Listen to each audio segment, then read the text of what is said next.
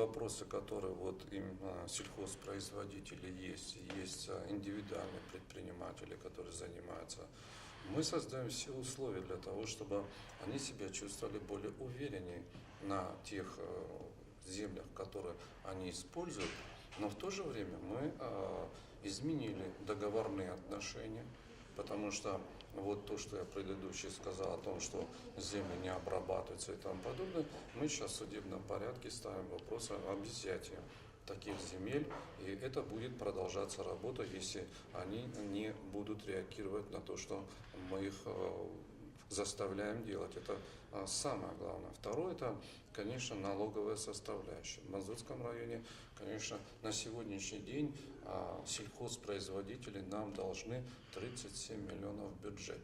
Мы сражаемся с ними, судимся. Конечно, судебная система, только все вопросы решаются через судебную систему. Конечно, она многоступенчатая идет, и везде свои сроки эти судебные разбирательства идут годами. Конечно, многие вопросы в нашу пользу решаются, многие вопросы не в нашу пользу решаются. Мы уже вот по некоторым вопросам дошли до Высшего арбитражного суда Российской Федерации, где мы доказывали свою правоту в части постановления правительства Российской Федерации, постановления Республики Северная Осетия. Мы сейчас готовимся рассмотреть эти серьезные вопросы в Конституционном суде.